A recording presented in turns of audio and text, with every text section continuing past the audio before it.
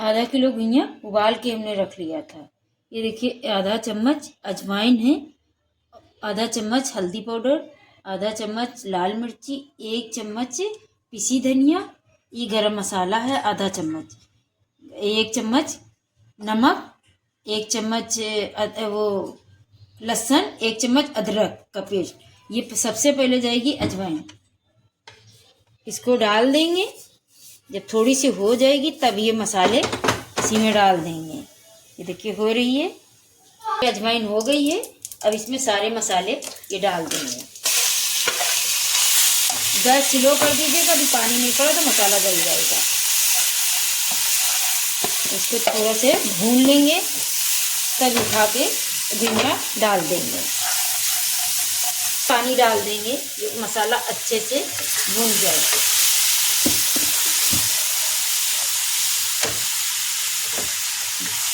अच्छे से इसको मसाले को भून लीजिए, फिर घुइयाँ डाल दीजिए। ये देखिए मसाला हो गया है, तेल अलग, मसाला देखिए दानेदार हो गया है। अब इसमें ये घुइयाँ डाल देंगे।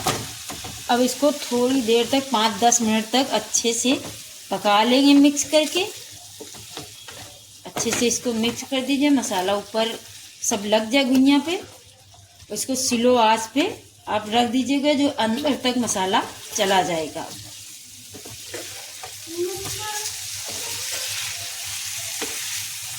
और ये 5 मिनट के बाद अच्छे से घुइयाँ पक जाएंगी।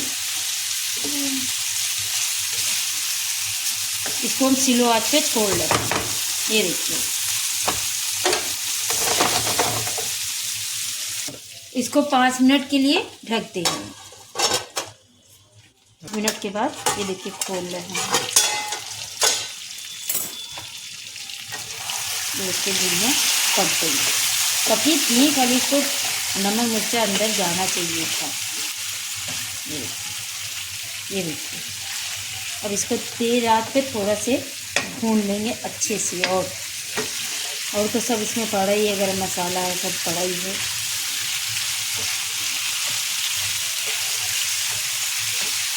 दो मिनट तक इसको अच्छे से इधर उधर भून लेंगे सही से, बहुत अच्छे से हो जाएगी। ये अच्छे से बन के तैयार हो गई हुई है। अब इसमें थोड़ी सी हरा धनिया डाल देंगे। गैस बंद कर रहे हैं।